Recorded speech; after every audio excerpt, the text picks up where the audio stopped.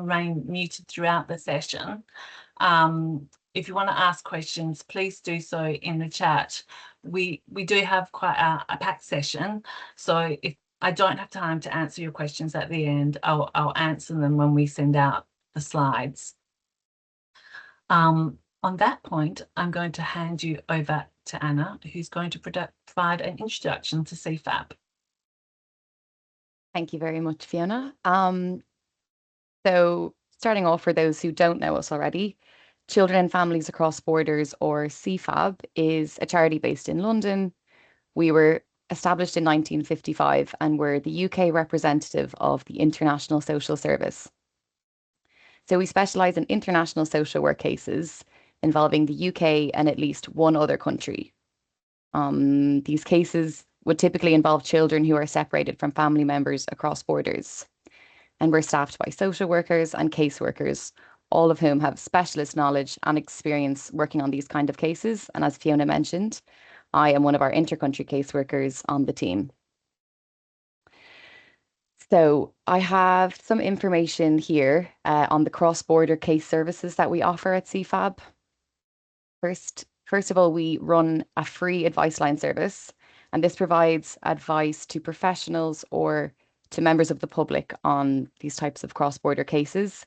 And this runs from Monday to Friday from 10 a.m. to 3:30 each day. Other than that, in terms of specific case services that we offer, you can see them listed here on the diagram. We can pass on child protection alerts to other countries. We can seek social service record checks, and we can arrange welfare visits. We can also arrange post-placement support services. This might be post-placement visits overseas, for example. However, most of our work involves arranging overseas assessments to inform care proceedings here in the UK. And that's the process that we're going to talk to you about today.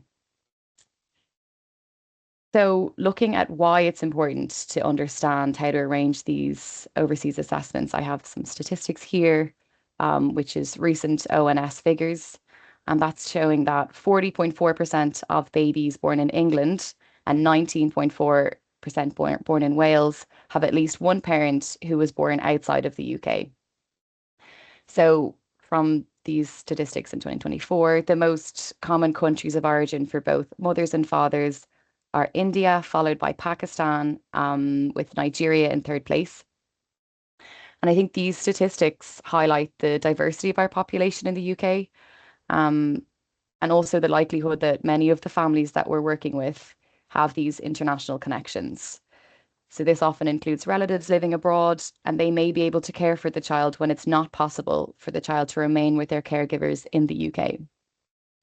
So that's the reason that we need to know how to arrange assessments of these family members abroad. Moving on now to some guidance, which highlights the need to explore family overseas even further. This guidance can be found in the UN Convention on the Rights of the Child and in the Kinship Care Statutory Guidance, which was published in 2024, which is for local authorities in the UK. There are several key articles in the UN Convention, and you can have a look at Article 8, which is on the slide here. And also the Statutory Kinship Care Guidance specifically states the principle that children are raised by their families, with their family networks, or in family environments wherever possible. So I know that for social workers listening in, these principles might sound familiar, but the key point I want to emphasize here is that the responsibilities extend across borders when children have families overseas. I'm now going to pass you back to Fiona, who's going to look at the benefits of overseas assessments. Thanks, Anna. So, there are obviously clear benefits to exploring assessments of family members overseas, and would say that an overseas placement can really give a child an opportunity, obviously, to remain within their family network and maintaining important connections and a sense of belonging. As well, relatives and family carers are often really highly motivated and more emotionally invested in providing a long-term and stable home, and this stability can make a child feel safe and secure and can really support their well-being and developing their sense of identity and obviously to encouraging them to meet their potential. Would say, of course, the benefits of any family placement really depends on the quality of the placement and the child's needs and wishes, and whether a thorough and robust assessment has been completed that really considers the child's best interests. So that brings us really to the key question: how do we obtain legally compliant and culturally informed assessments of prospective carers located overseas? And we've got here the key UK agencies involved in this process, which we've listed here with a breakdown of who does what. And we're starting, of course, with CFAB. So as we've already mentioned, CFAB is we're the UK representative of the Social Service Network, and we work on a voluntary basis with our partners worldwide in around 130, 140 countries. So this means we don't send social workers abroad, but we use locally based social workers in country located within our partner agencies to complete kinship assessments to inform court proceedings here in the UK. But obtaining assessments from abroad is also within the scope of what's called the 1996 Hague Convention, and signatory countries to this convention designate what's called a central authority, and this central authority cooperates with the central authority in the other countries in to provide different services such as arranging assessments. We have more information about the 1996 Hague Convention, and these can be found on our website. We've got a whole list of fact sheets that you might find really helpful. I think what is important to say is that assessments completed under the 1996 Hague Convention by the central authorities are generally completed by statutory agencies for children's services in the placement country. And in most cases, they won't contain the level of detail expected and required of an assessment completed by a UK social worker. Just a point to be really clear here that CFAB and the central authorities are two separate agencies. But you also have here the option of liaising with the embassy of the country where the child might be placed. In general, embassies can provide generic information on the laws and procedures of their country, and they can really offer advice and support to their citizens, and they may assist with arranging assessments of prospective carers. If you are working with a British family in the potential placement country, then the Foreign Commonwealth and Development Office may be able to assist through the local British embassy, depending on the circumstances. I'm now going to hand you back to Anna, who's going to talk about, there you go, Anna, you got it? Yes. So heading on to the next slide, which is going to focus a bit more closely on how CFAB might be able to assist with the process of seeking an assessment from abroad. So as we spoke about, CFAB can ask our international social service partner organisations, which are overseas, and they could complete assessments in their country. In some countries, our partners are charities like CFAB is, or they might be statutory agencies connected to the government. We do also work with a number of independent social workers worldwide, and some of these independent social workers have previous experience working in the UK context. All of our assessments are completed by local social workers in country, and that means that the assessments will be culturally informed. It means that the carer can be assessed in their language and within their community. We do also quality assure assessment reports where possible. So this could be providing the overseas social worker with support and feedback around the content and their analysis in the report. And we can also provide them with what the court in the UK might expect from assessments. So depending on the country, the assessments we receive back do vary a lot, country to country. For example, some might be 40 pages plus appendices, but others will be shorter. At CFAB, we are transparent about what you can expect from us based on that country from the beginning, based also on our previous experience working with the country, and this should allow you to plan ahead. And as a final point, as we're a small charity, we need to charge a fee for our services, and this does include assessment services. So moving on now to the next slide, which is about the agencies beyond CFAB, the central authority and embassies, which we've already spoken about. And these are the other ways that you can obtain an overseas assessment, and I've listed them here in the 4 bubbles. So one option would be the direct liaison with the relevant statutory agency overseas, and they may agree to complete an assessment at the request of a UK local authority or a court. It is also possible for UK social workers to travel overseas to conduct assessments in some cases. We do understand why this happens because there are real challenges arranging cross-border assessments, but we just want to note that there are a number of important issues to consider before a UK social worker travels overseas. One of the main issues is around the legality of them practicing in the other country. So if we take the example of South Africa, who we work with, and we have a statutory partner there, and they have informed us that it's actually illegal for a foreign social worker to practice in South Africa without being licensed and regulated by the professional body there. And it's actually a criminal offence. So there's also issues around the ethics and the risks for a UK social worker practicing overseas, as well as keeping in mind the importance of having contextual and cultural knowledge to apply to the assessment. We do have a fact sheet on the issues to consider before a UK social worker travels overseas on our website, and I've included a link to that on the last slide of this presentation. So another option here is for the potential carer to travel to the UK. This would allow for observation of the carer and the child together, but of course the environment will be different from the actual placement. Please also be aware that visas can be difficult to obtain in some cases for the prospective carer to come to the UK. So in this case, really early planning is very key. And lastly, remote assessments. We've seen they're increasingly used, especially post-COVID, but of course they don't capture the context fully and they should not be relied upon in isolation.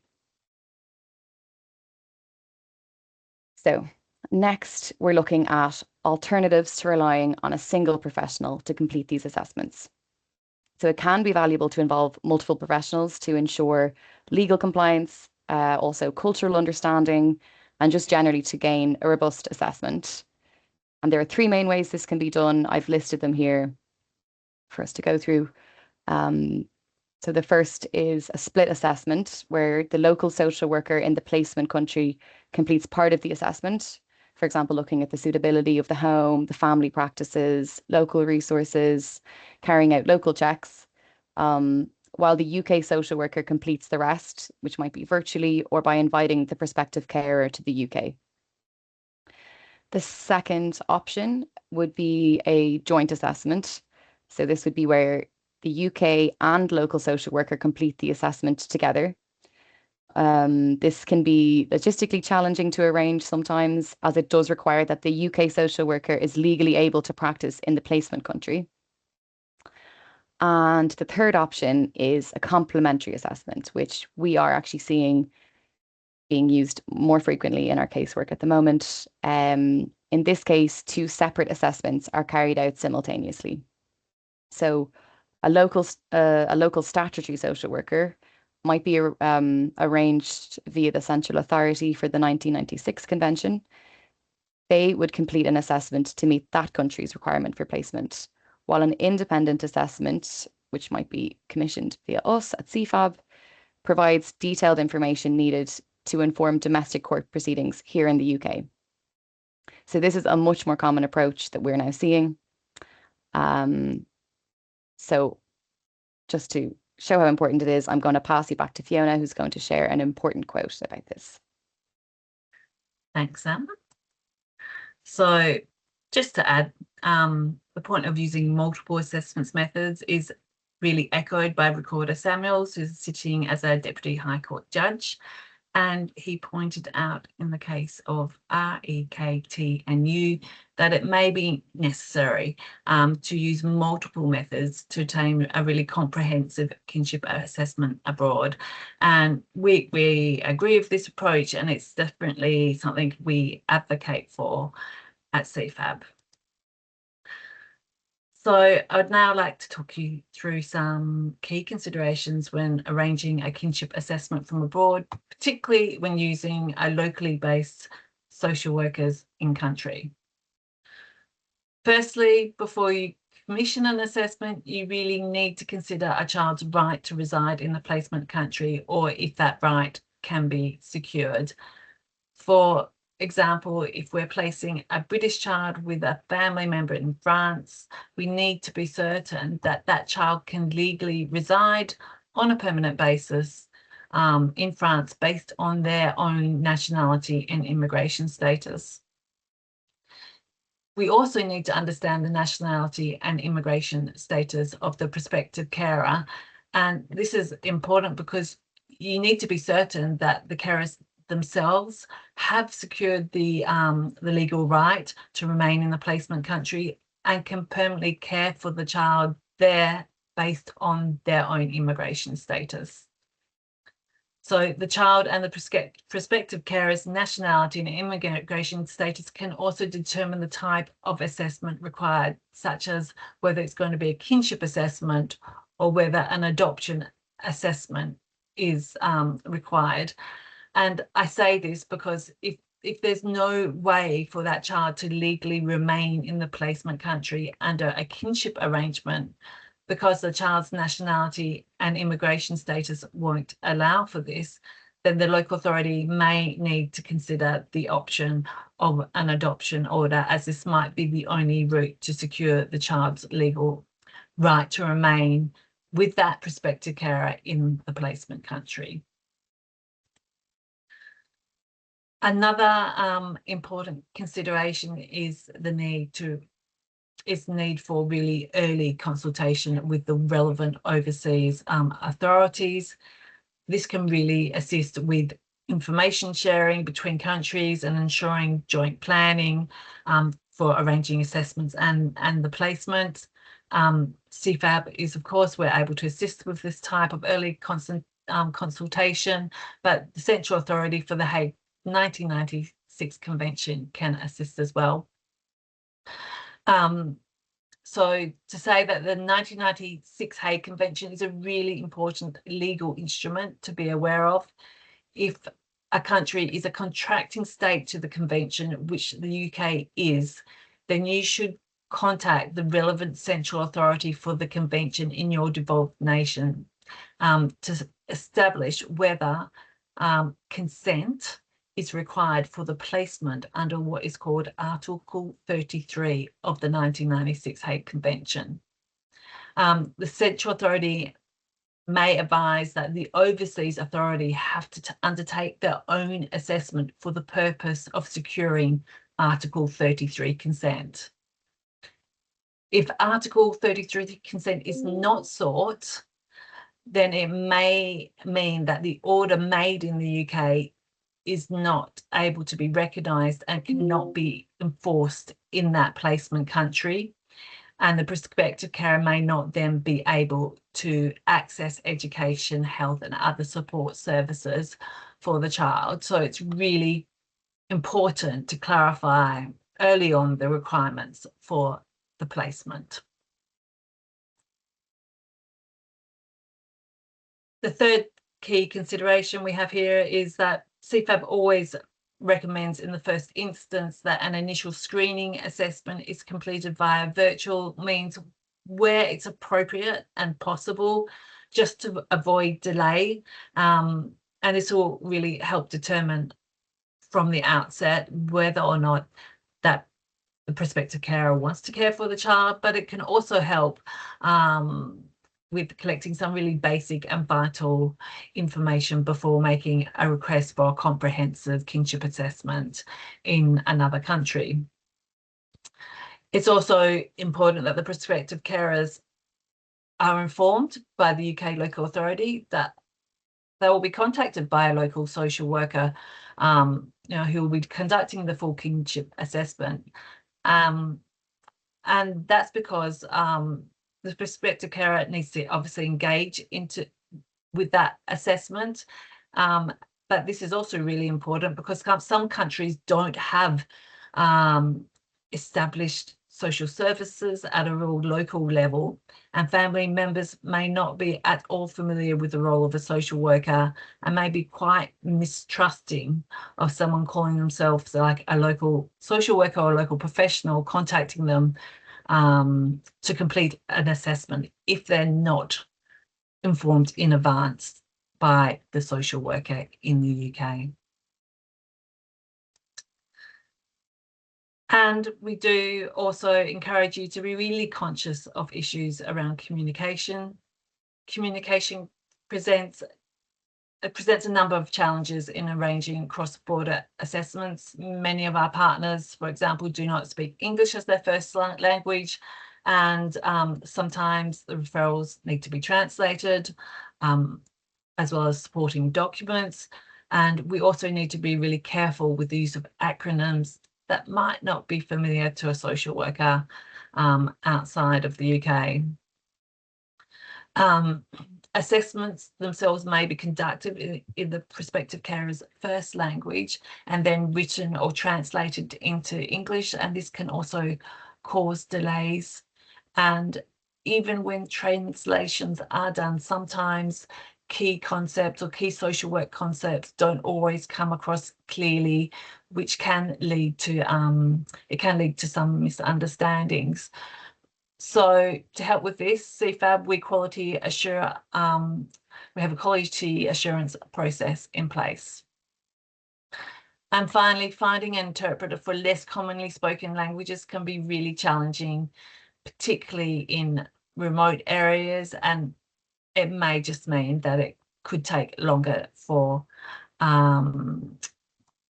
to arrange an assessment overseas to put all the support in place that might be needed for that specific assessment. So we have here on this slide some commonly used acronyms from our referral forms. Some of these acronyms may not be familiar to us, so can you imagine being a social worker in another country trying to decipher what these mean?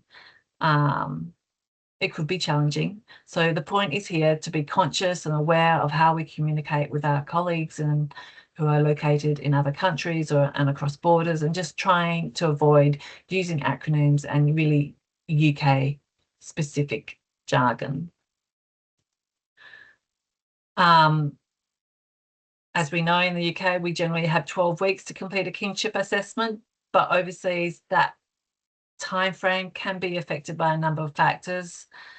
It can be much more bureaucratic to arrange a cross-border assessment, and social workers in the overseas countries have their own caseloads. So a referral from the UK doesn't automatically take priority. And really that's why CFAB works really closely with our partner agencies from the outset to understand how they operate and what their availability is, so we can provide the UK local authority here with realistic timeframes. But political instability or safety concerns can also affect how quickly we're able to complete assessments. Social workers may also need to cover really long distances in countries, sometimes flying or driving, which naturally extends the assessment process. And as a final point, local and religious holidays can further limit the availability for visits and interviews. In some countries, they have a very large number of local religious holidays. So we therefore really encourage you to request assessments as early on as possible in the process, even pre-proceedings where possible. Working across borders also means navigating significant cultural differences, and these can vary widely from one country to another.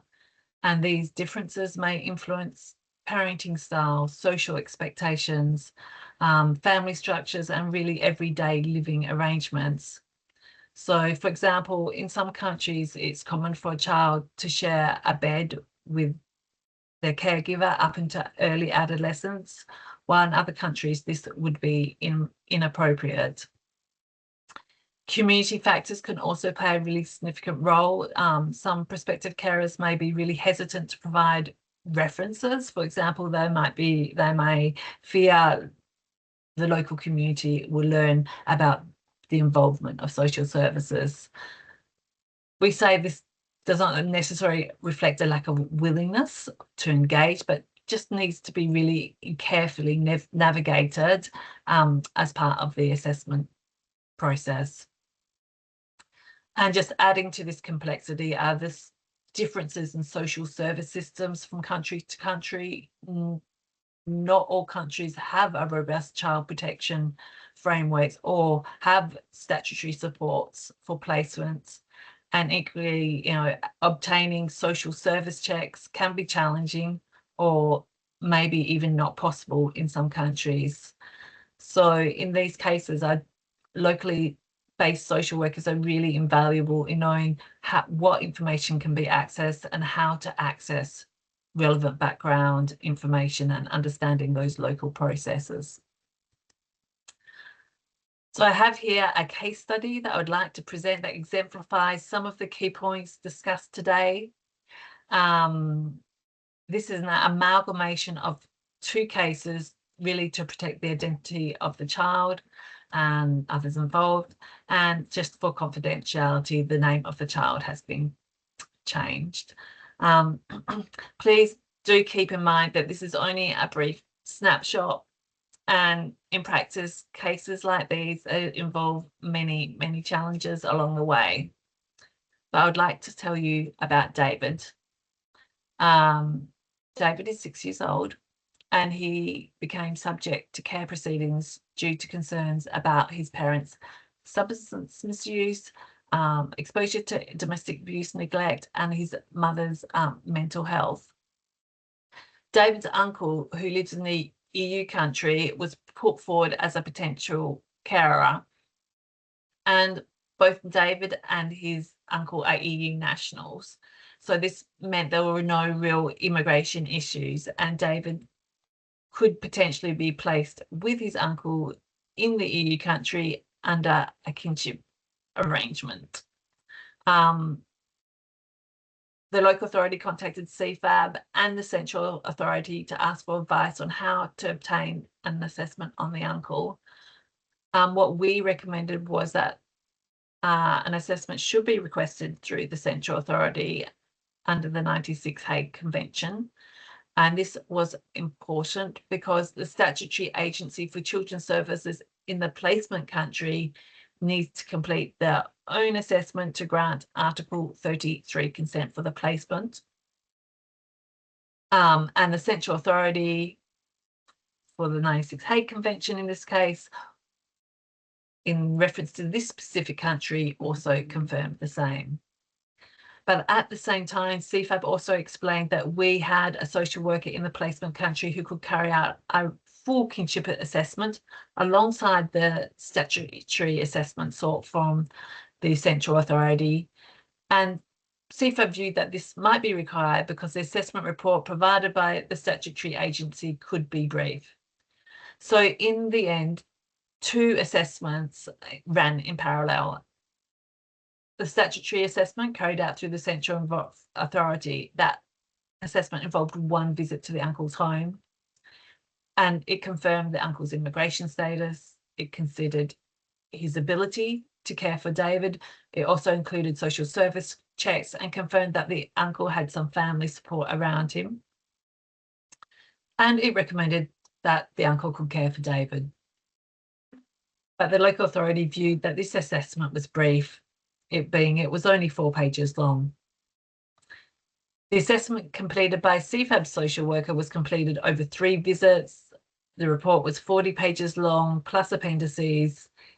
It explored parenting capacity, the home environment, contingency planning, and included references, bank statements, medical checks, and police checks.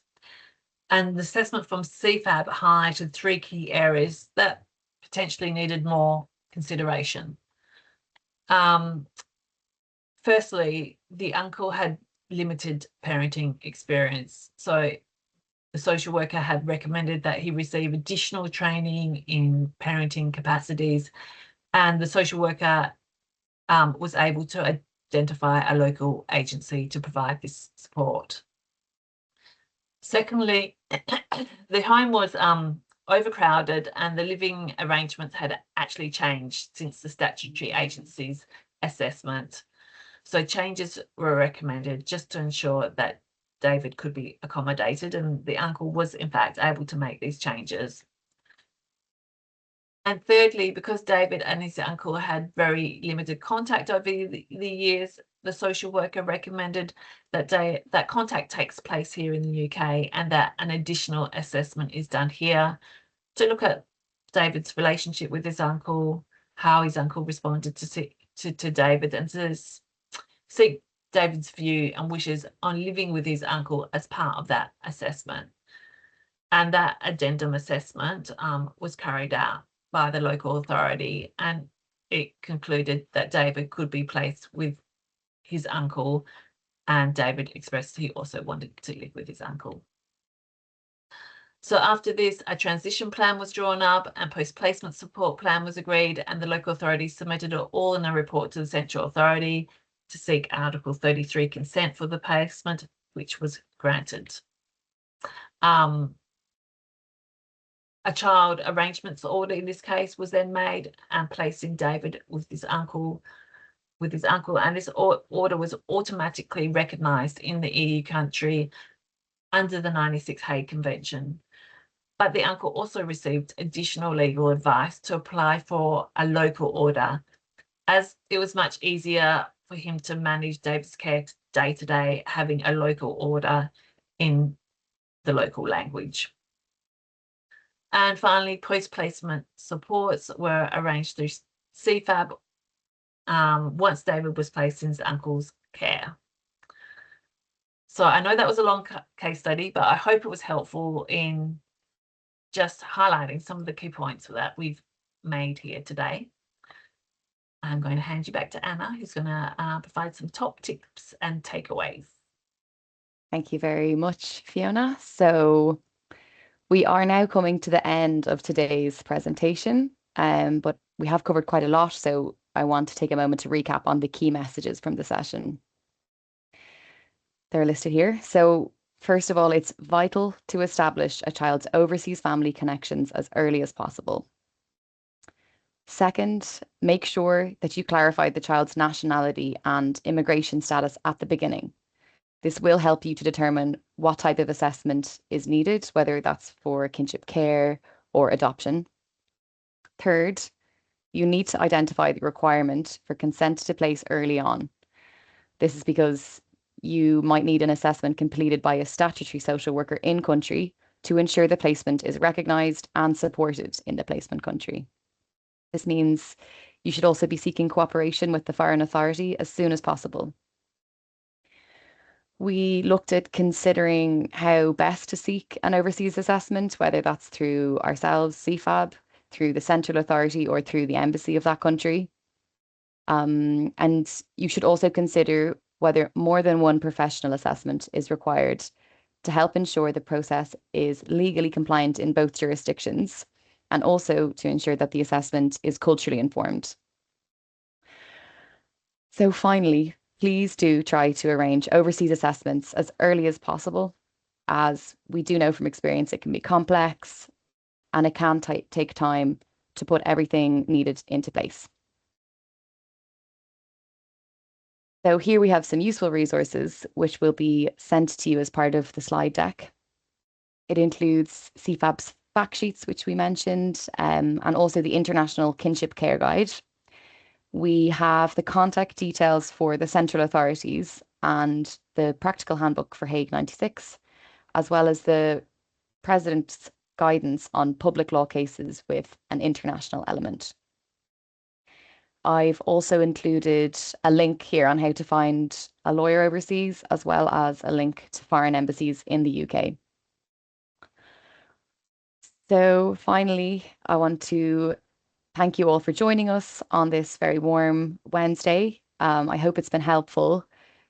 This brings us to the end of the Lunch and Learn session today, but we are very happy to take some questions for the next couple of minutes.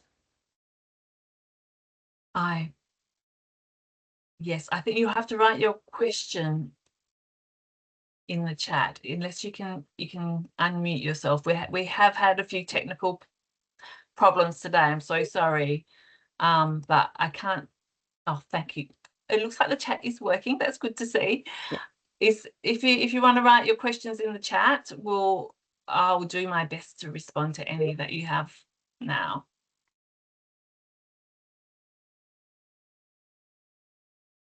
Oh, thank you for all the kind feedback. I will hang on just in case anyone's got any other questions. I can't see that any came up.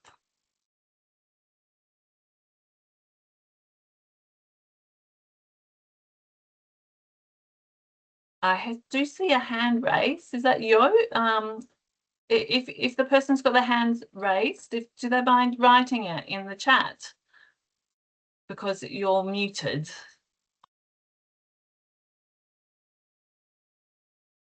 If not, you're more than welcome to email us. We will send out the slides to you. So you can always write back to us with any questions. We also have the CFAB advice line that you can contact us on, open from 10 a.m. to 3:30 p.m. each day. So that is available to members of the public and professionals if they would like to call us. I think a question has just come in here on the chat. So let me just say, could it be relevant to contact you regarding an assessment where the family member lives in the UK but not as citizens? So the child may need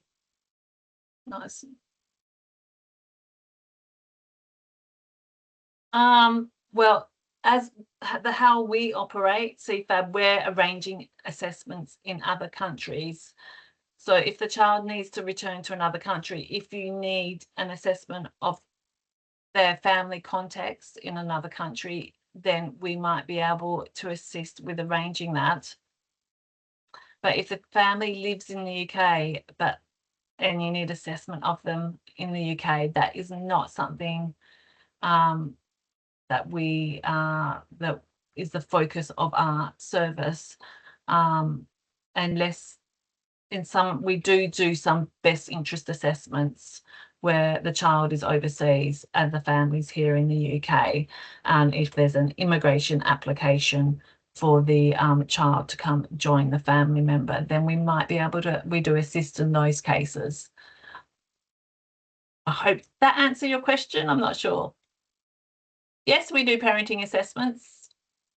We do parenting assessments in many countries, so you can contact us. If you've missed this, the beginning of this session, this is the second time I've run this session. You can actually find a recording on the internet. It's something very similar, but we can share it if you would like to access that.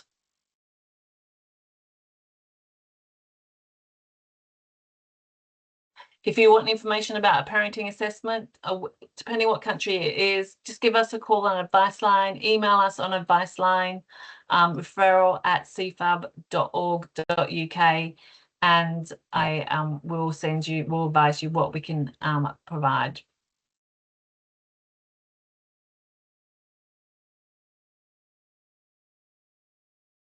Yeah, okay, I understand. Mia Jones, thank you. We wouldn't be doing the assessment of the family members in the UK, but if you're looking for information on what the circumstances are when they return to their home country, then we might be able to get that information you need around where they would be going to, helping to plan the actual and providing information on their understanding of what their circumstances are like in their home country. Maybe if they've got family members based in that home country, if they're returning to live with them, we can arrange an assessment of them or provide information on their local services or support services they might be entitled to. But please contact us on Advice Line and we'll do our best to help you. Anyone else? We've got a final 2 minutes. If not, we'll end it there today. Thank you all for joining us. And we'll see you next time. Thank you, guys. Thank you. Bye. Okay, bye-bye.